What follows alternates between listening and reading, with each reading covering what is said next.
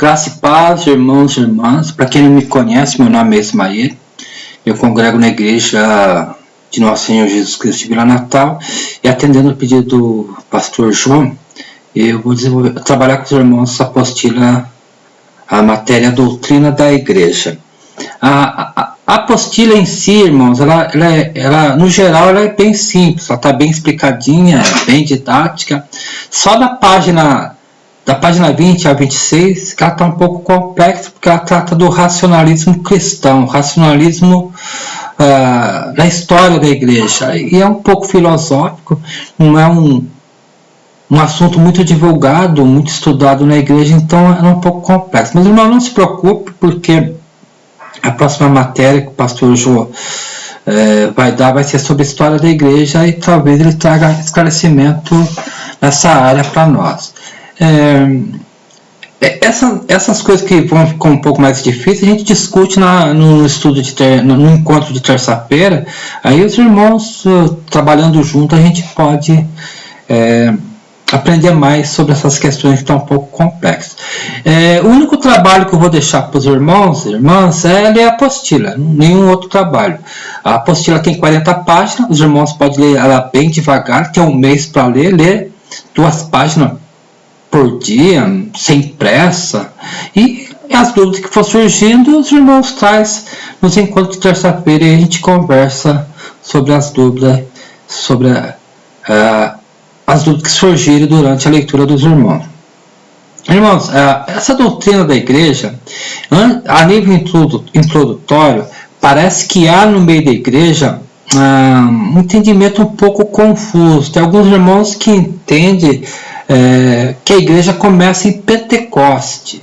Na verdade, a igreja ela é autenticada, ela chega ao seu ápice, ela se desenvolve de uma forma universal ali em Atos dos Apóstolos, no dia de Pentecoste, onde 50 dias depois da Páscoa, onde o Espírito Santo é derramado sobre os apóstolos e, consequentemente, a toda a igreja, todos aqueles que passam a crer no Evangelho de Nosso Senhor Jesus Cristo. Mas a igreja em si, ela também é no Velho Testamento. A igreja sempre existiu, vou colocar assim, no coração de Deus, porque Deus, irmãos, é atemporal, não está preso ao tempo.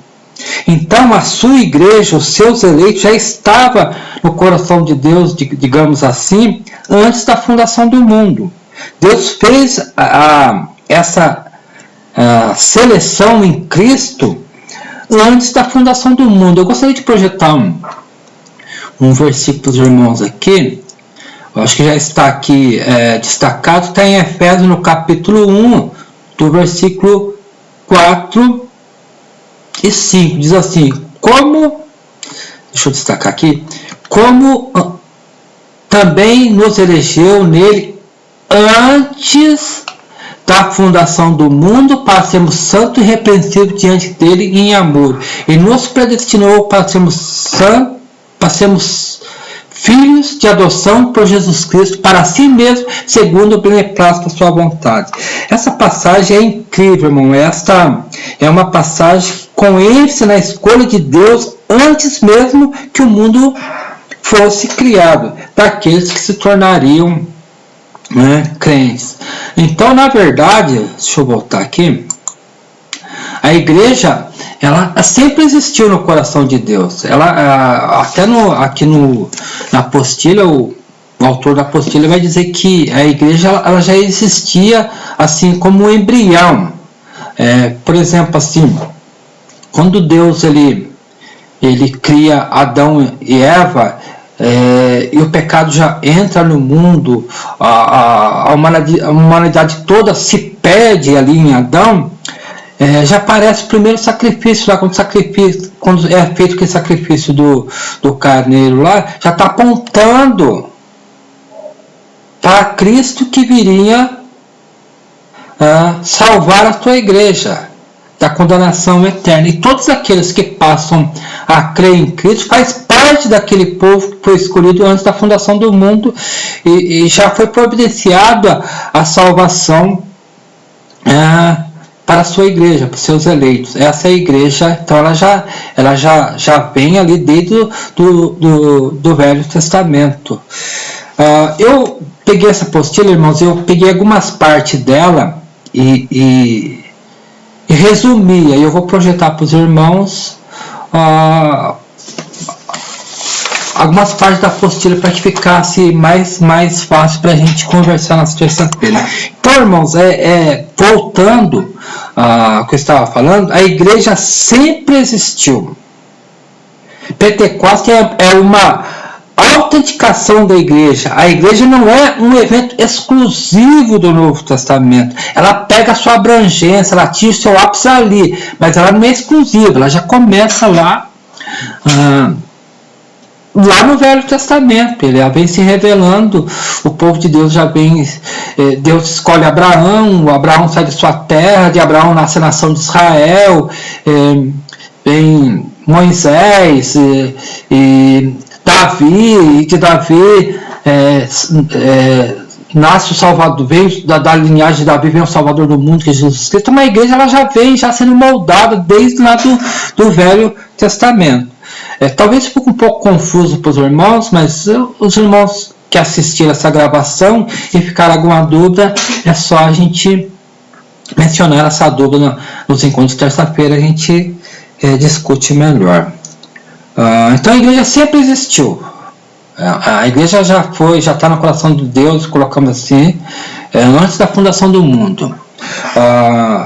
Então a eclésia no Novo Testamento, que é a igreja no Novo Testamento, inaugura-se um novo começo, uma nova era dentro de uma continuidade histórica, interrupta e contínua, que une o presente ao passado, ambas sob o governo de Deus. Então, os eleitos de Deus no passado, os patriarcas, os profetas, faz parte da mesma igreja.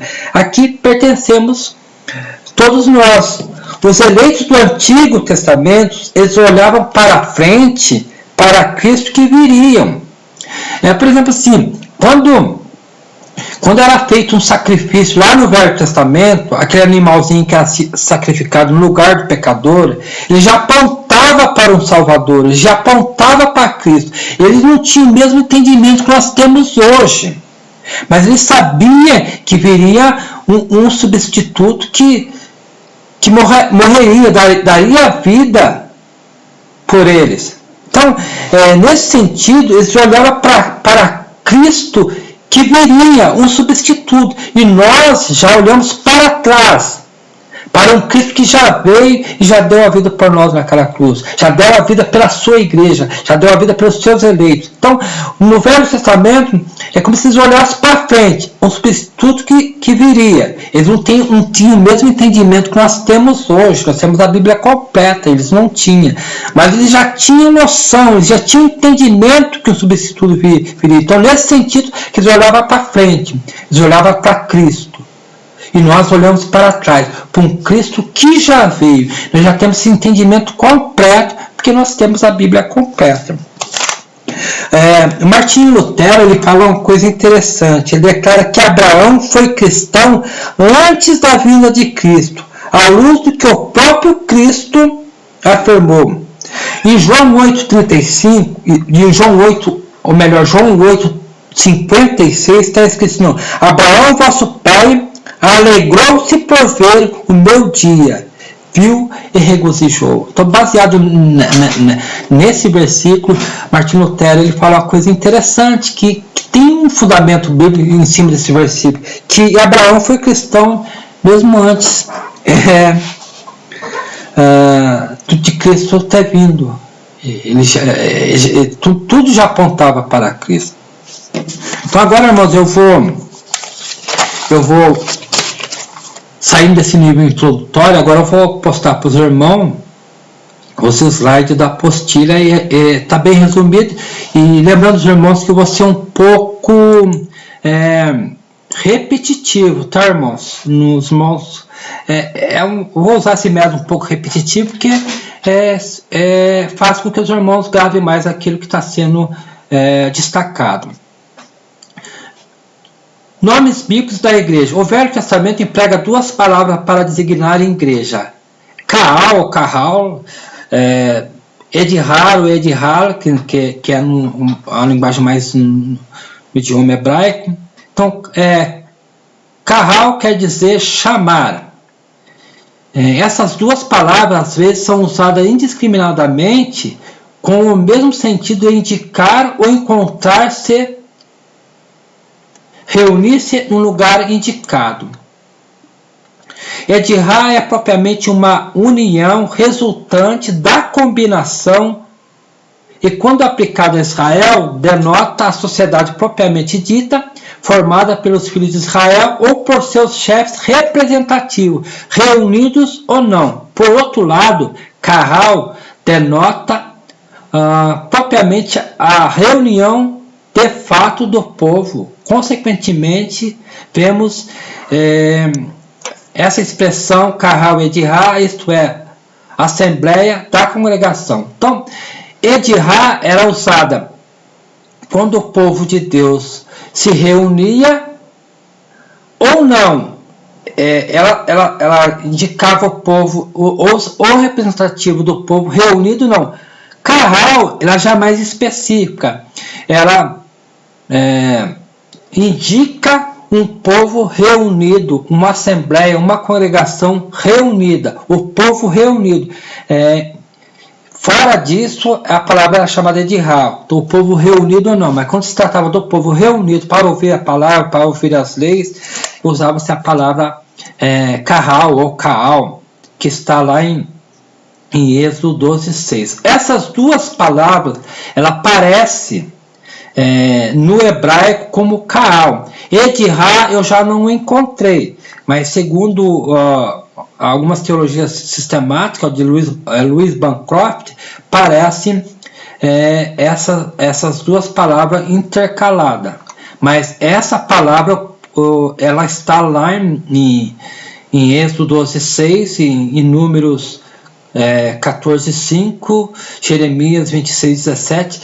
Essa palavra Kahal, traduzido para o português, tem esse sentido de assembleia da congregação. Então, o termo hebraico do encontro de Deus com seu povo Israel é Kahal. De maneira mais significativa, é o Kahal de Yahvé, o Kahal de Deus, quer dizer, o povo, a Assembleia de Deus reunida, o povo de Deus reunido, a congregação do Senhor Deus. Este é o termo usado para se referir ao povo eleito de Deus, o povo que se reunia. O povo temente a Deus do Velho Testamento, quando se reunia para ouvir a palavra, para ouvir as leis, para ouvir as profecias, usava-se termos Kahal. O Israel do Antigo Testamento é o povo de Deus no Novo Testamento. No Novo Testamento, essa palavra ela já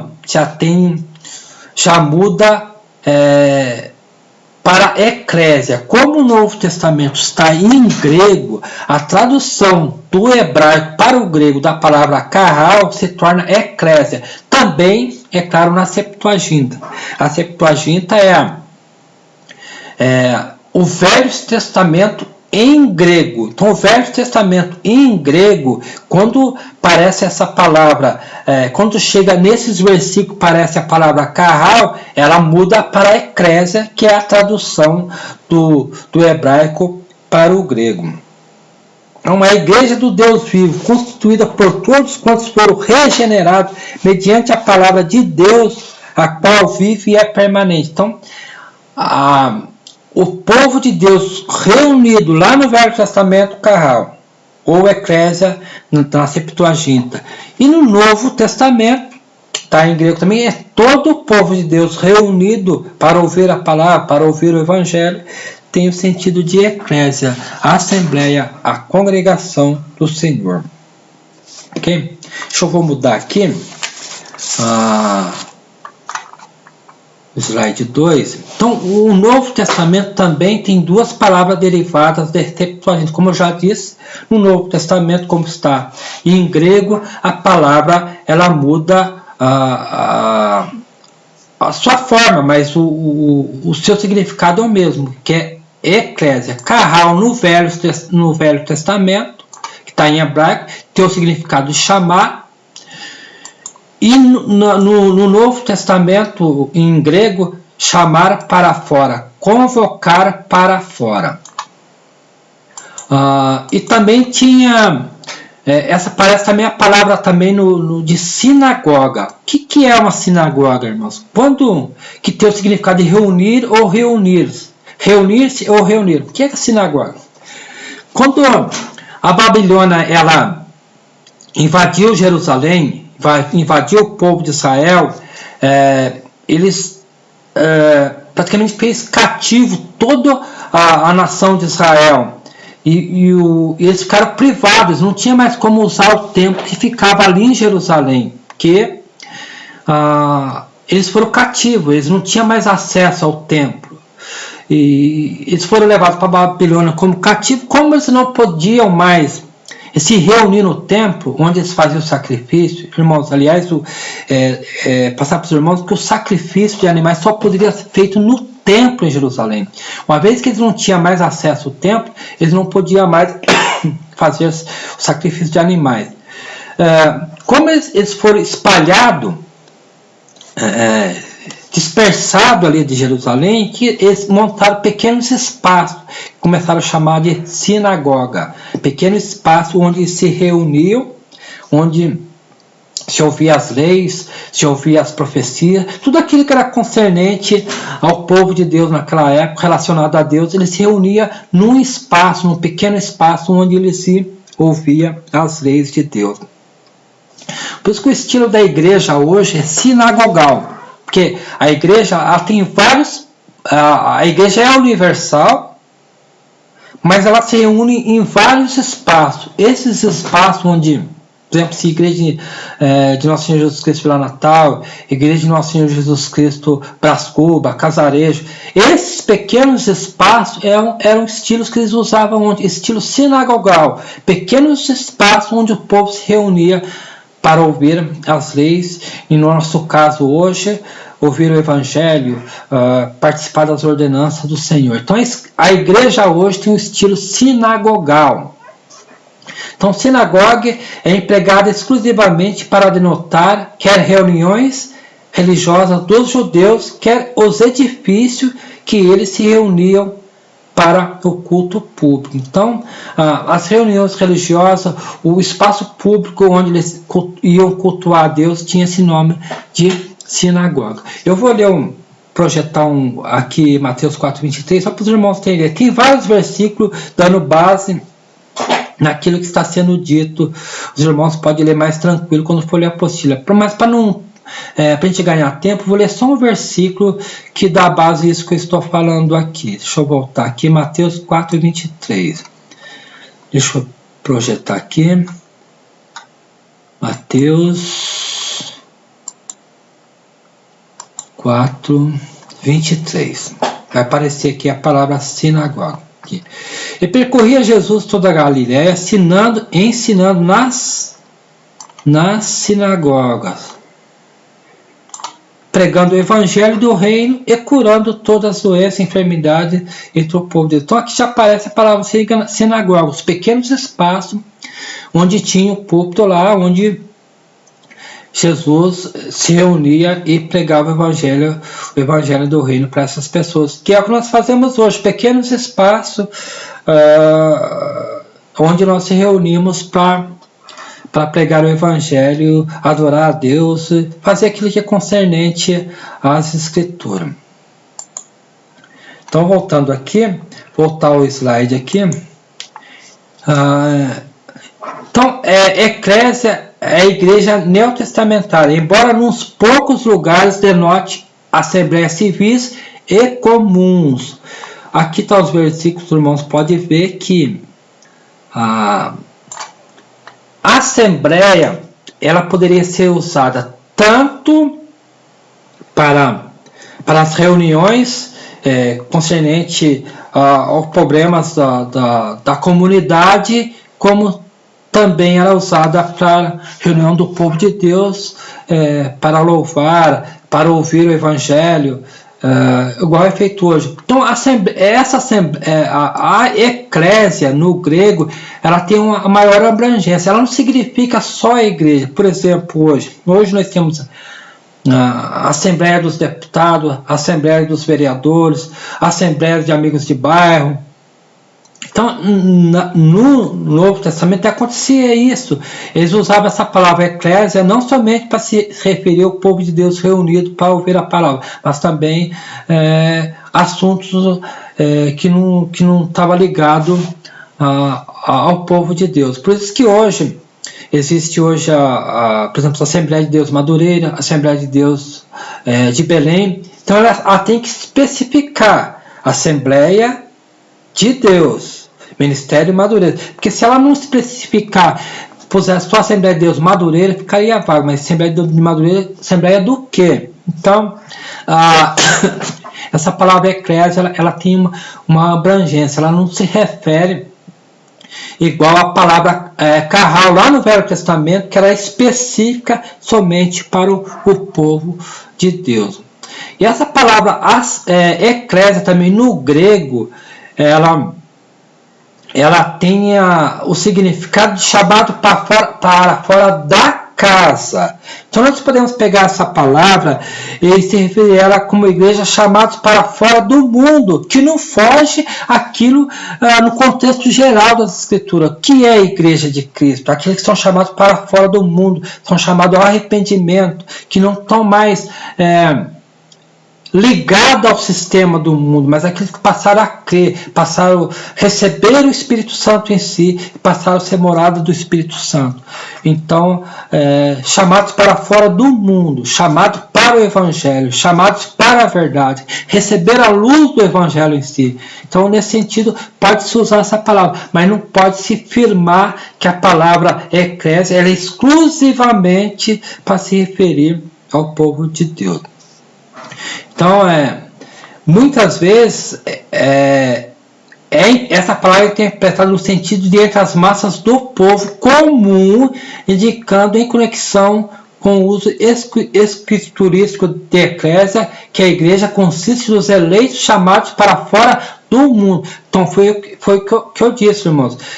A gente pegou esse conceito do significado da palavra chamados para fora da casa, e esse conceito ele está ali no geral das Escrituras. A igreja de Deus, o povo escolhido para sair para fora do mundo. E engraçado que eu até achei interessante, esse teólogo aqui, alemão, ele diz assim, simplesmente ele traduz a eclésia pela expressão assembleia convocada, considerando Deus como aquele que convoca. Mas ele não afirma que a palavra eclésia ela tem somente o significado do povo de Deus. Ok, irmãos? Então, a igreja pode ser definida como o povo de Deus, que ele escolheu para a sua possessão, a verdadeira igreja é invisível, porque somente Deus a conhece, a sua igreja. Então, nós pegamos esse sentido da palavra para eclésia como a igreja invisível de Deus. Nós pegar esse contexto das Escrituras, mas não podemos afirmar que essa palavra eclésia tem somente este significado. Ok? Eu vou ser um pouco repetitivo, irmãos, que isso ajuda a nós gravarmos aquilo que está sendo dito. Ok? Vamos lá. No Novo Testamento, Jesus foi o primeiro a fazer uso da palavra. Ele aplicou ao grupo dos que se reuniram em torno dele. Reconheceram-no publicamente como seu Senhor e aceitaram os princípios do reino de Deus. Era a eclésia do Senhor, aqueles que ouviram e que acataram as verdades do Evangelho. Então essa é a eclésia do Senhor, o povo que saiu da cegueira espiritual e passaram até a luz do Evangelho em si, que era Cristo. Então, era a eclésia do Messias, o verdadeiro Israel. Mais tarde, como resultado da expansão da igreja, a palavra adquiriu várias significações. Igreja igrejas locais foram estabelecidas em toda parte. Ela também chamada eclesial, a Igreja de Cristo, desde que essas manifestações da Igreja Universal de Cristo, desde que essas manifestações fossem daqueles que creem em Jesus Cristo, a Igreja Universal. Então, em toda parte que se reunia um grupo que professasse a fé em Cristo, tinha esse nome eclesiae, a Igreja de Cristo. Então, com muita frequência, a palavra eclésia designa um círculo de crentes de alguma localidade definida, uma igreja local, independente da questão se esses crentes estão reunidos para o culto ou não. Algumas passagens apresentam a ideia de que se acham reunidos, enquanto outras não. Então, aquela ideia de que se você não estiver reunida no templo, você não é igreja, não tem base bíblica para isso, irmãos. A igreja, no sentido invisível, universal, ela é a igreja sempre, ela é a habitação do Espírito Santo, estando sozinha ou em reunião. Aqueles que têm o Espírito Santo, ele não deixa de ser igreja se ele não comparecer ao templo. A recomendação é que a igreja não deixe de congregar, não tem como você... algumas coisas não dá para você fazer fora da comunhão com os irmãos, por exemplo... adoração em conjunto, a ceia do Senhor, o batismo, precisa estar em conjunto. Então, a igreja, ela é eclésia do Senhor, se ela tem a habitação do Espírito Santo, se ela passou a crer no Evangelho, dentro da igreja ou fora da igreja. No sentido universal, a igreja é sempre igreja, reunida ou não. E que eu já ouvi alguns irmãos dizer, se você não comparecer no templo, se você não comparecer na congregação sozinho, você não é igreja. Não tem base bíblica para alimentar, para dar base para esse pensamento. Esse pensamento está errado. Aqui está os versículos que os irmãos podem conferir depois, que a igreja é mencionada em comunhão juntas, ou também, se ela não estiver em juntas, ou seja, como corpo de Cristo, a igreja está sempre unida. Ele é o cabeça, a igreja está sempre unida. Não há desunião nesse sentido da igreja como organismo e Cristo como cabeça. Então, nesse sentido, a igreja ela nunca deixa de ser igreja, de ser o organismo de Cristo. Então, ela é reunida no templo, na congregação, para fazer, digamos assim, os rituais, os louvores de adoração, orar junto, participar da ceia. Não tem como ela fazer isso sozinha, mas ela não deixa de ser igreja se estiver sozinha, tá, irmão? Nesse sentido, nós somos igreja colocada dessa forma, só para todo mundo entender. Nunca nós somos individual, porque nós somos um corpo com vários membros e o cabeça que é Cristo. Mas só para os irmãos entender, num certo sentido, mesmo sozinho, individual, ela não deixa de ser igreja. Então, em alguns casos, a palavra denota que se pode denominar eclésia doméstica, a igreja na casa de alguma pessoa, ou, ao que parece, nos tempos apostólicos, as pessoas importantes por sua riqueza e por outras razões separavam seus lares um amplo cômodo para o serviço divino.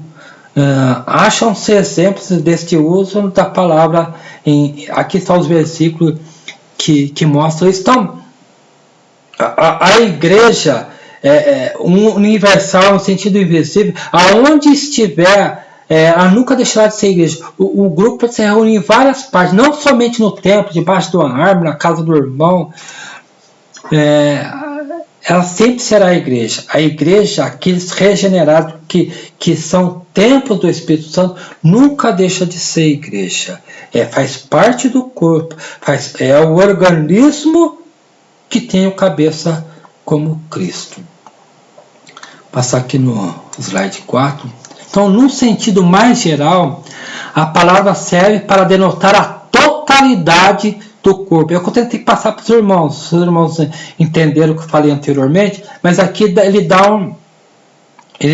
um resumo. Então, num sentido mais geral, a palavra serve para denotar a totalidade do corpo no mundo inteiro, daqueles que professam exteriormente a Cristo e se organizam para fins de culto, sob a direção de oficiais para isso designados. Este sentido da palavra está um tanto no primeiro plano da primeira epístola aos Coríntios. Os irmãos podem ler depois, mas também parece que estava presente na mente de Paulo quando escreveu a epístola aos Efésios, embora nessa carta a ênfase seja a igreja como organismo espiritual. Eu acho que vou ler isso aqui para os irmãos, Efésios 4, de 11 a 16. Deixa eu projetar aqui. Voltar aqui em Efésios para a gente mudar o capítulo aqui. 4, 11 a 16. É isso mesmo. E ele, 11 a 16. E ele deu uns como apóstolos, e outros como profetas, outros como evangelistas, e outros como pastores e mestres, tendo em vista o aperfeiçoamento dos santos para a obra do ministério, para a edificação do corpo de Cristo, até que todos chegassem à unidade da fé, no pleno conhecimento do Filho de Deus, ao estado de homem feito, à medida da estatura da plenitude de Cristo. 14. Para que não sejamos meninos inconstantes, levados ao redor por todo vento de doutrina, pela fraudulência dos homens e pela astúcia tendente maquinação do erro. Antes, segundo a verdade em amor, cresçamos tudo naquele que é o cabeça, que é Cristo. Então, aqui fala do organismo da igreja, e o cabeça é Cristo. Então, no sentido universal, a igreja é um organismo vivo. Ela não se divide por não estar reunida no templo. Então, voltando aqui, então, a finalidade, em seu sentido mais compreensível, a palavra se refere a todo o corpo de fiéis, quer no céu, quer na terra, que se uniram ou se uniram a Cristo como seu Salvador. Este uso da palavra acha-se principalmente na carta de Paulo aos Efésios e aos Colossenses, mais frequentemente na primeira desta. Aqui está os versículos, irmãos, pode ler. Está dando base no que está escrito aqui. Então, o vocábulo eclésia significa juntamento popular, que eram assembleias locais da antiga Grécia, onde os magistrados decidiam a vida jurídica dos cidadãos. Aqui, na verdade, está falando que a eclésia ela tem essa vertente. Ela pode se referir ao povo de Deus, quando está tratando dos assuntos de Deus, ou ela pode se referir também a assuntos não relacionados às coisas de Deus. Então, tem pouquíssima referência como eclésia, como não reunião do povo de Deus, mas a palavra ela pode ser usada nesse sentido também. No Novo Testamento designa uma congregação local, ou a comunidade dos redimidos da igreja invisível e universal. Nunca é usada para designar um prédio, uma denominação ou a influência cristã na sociedade, mas grupos locais e todo o povo de Deus através do século. Então a igreja pode ser definida como povo de Deus, que ele escolheu para a sua possessão, no sentido universal. A igreja universal que eu digo, não é que todos são salvos. Universal, me referindo a todos aqueles que estão em toda parte do mundo, que faz parte daqueles que foram escolhidos antes da fundação do mundo. Então, não é que todo mundo é salvo, mas somente aqueles que faz parte daqueles que foram escolhidos antes da fundação do mundo. Esse é que eu me refiro à Igreja Universal. Então, todo aquele que Deus conhece, que são seus filhos, que passaram a crer em Jesus Cristo e passaram a fazer parte dos filhos de Deus. Digo isso por causa a igreja, no meio da igreja também tem aqueles que não fazem parte da igreja. Quer dizer, eu digo isso por causa do joio no meio do trigo. Nem sempre aqueles que estão no meio da igreja, meio do povo escolhido, faz parte da igreja. Então, no meio dessa abrangência universal, nem todos são parte. A igreja visível, ela tá também, não faz parte da igreja invisível. Aquele que nós achamos que faz parte da igreja, muitas vezes nós nos enganamos. Só Deus sabe realmente quem é a igreja invisível. Mas a igreja invisível, a igreja universal de Deus, dos seus escolhidos, está em toda parte do mundo. Então, nesse sentido, a igreja ela é invisível. Faz parte da igreja de Deus todos aqueles que foram escolhidos antes da fundação do mundo. Então, hoje em dia, surgiu muitas heresias, e mesmo essas que se intitulam Igreja de Deus, que se intitulam que faz parte do povo de Deus, nem sempre faz parte da igreja invisível. Sabemos que tem muitas igrejas hoje que se intitulam como igreja verdadeira, mas na verdade não são. Mas nós não podemos julgar, fazer juízo sobre essas igrejas, a não ser que esteja são as heresias que vão contra mesmo o evangelho.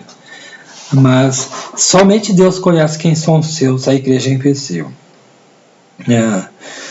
Lutero ele faz uma descrição até interessante sobre a igreja invisível, que ele diz assim, que a igreja, ele diz o seguinte, que a igreja é a comunhão espiritual daqueles que creem em Cristo, uma comunidade estabelecida e sustentada por Cristo como seu cabeça.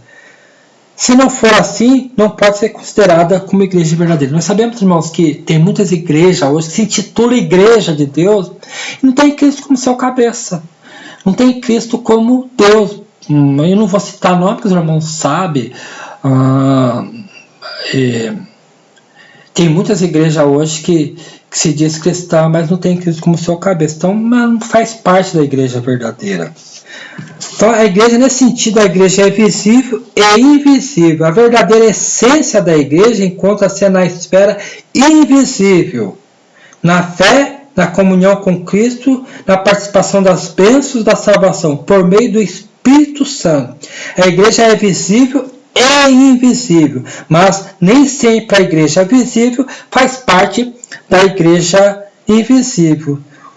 São chamados os crentes nominais. Então, no meio da igreja invisível, que até se reúne na comunhão no templo, tem pessoas ali que não faz parte da igreja invisível. É o que a Bíblia menciona, o joio no meio do trigo. Mas eles são tão parecidos que nós não sabemos identificar. Somente Deus, desculpa, irmão. Deus sabe quem é a verdadeira igreja de Cristo. A fundação da igreja, mudando já. A Igreja Católica Romana ensina que a igreja foi fundada sobre Pedro, e para ela Pedro é a pedra fundamental da igreja, sobre a qual a igreja está fundada. Se baseia numa interpretação errônea, mas de Mateus 16, 18. Mas um exame cuidadoso dessa passagem paralela nos revela que a pedra fundamental na qual a igreja está fundamentada é o próprio Cristo. Os irmãos podem ler isto, depois conferir as passagens aqui. Não é Pedro e tampouco a sua confissão que são fundamento, mas o próprio Cristo. Então a igreja, a Igreja Católica Romana, ela tem a pretensão de dizer que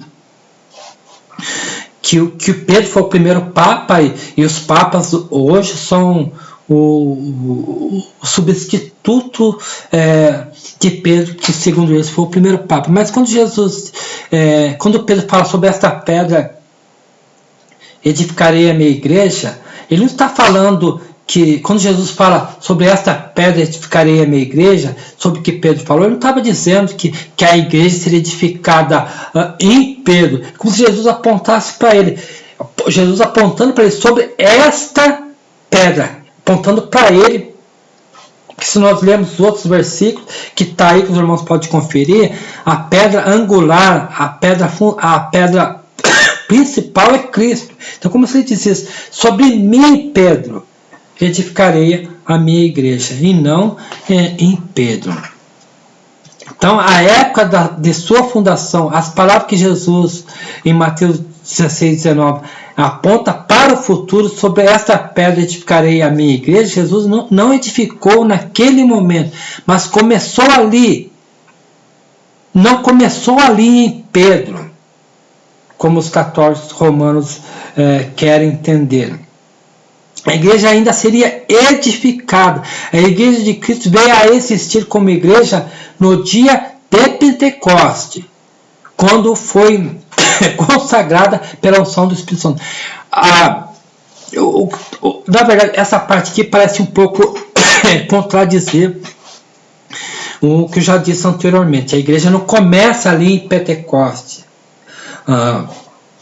Ali em Pentecostes, no derramamento do Espírito Santo, que é 50 dias depois da morte e ressurreição de Cristo, depois da Páscoa,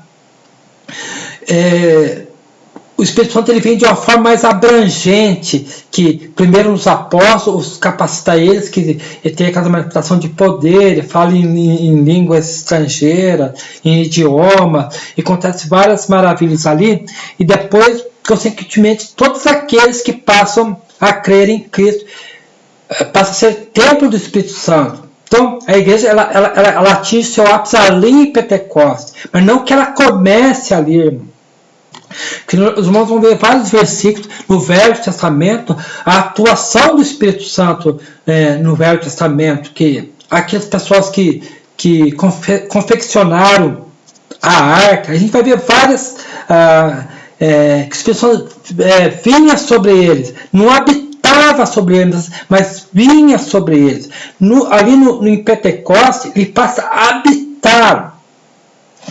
Depois que Jesus Cristo, a ascensão de Jesus Cristo, que ele recebe o corpo glorificado, tanto que ele fala assim, é necessário que eu vá, porque se eu não for, as pessoas não virá sobre vós. Quando ele sobe, o Espírito Santo já vem de uma forma mais abrangente em toda a igreja. O Consolador vem, mas não que ele já não atuasse. Então, a igreja, não é que a igreja começa ali, mas ela é autenticada, vou colocar dessa forma, de uma forma mais simples, ela é carimbada ali. Porque na realidade a igreja ela sempre existiu, como eu já disse anteriormente. Então, na realidade, aqui ele explica melhor, na realidade a igreja nasceu no Pentecostes como o Espírito Santo derramado sobre um pequeno grupo de discípulos de Jesus, constituindo o núcleo do corpo de Cristo.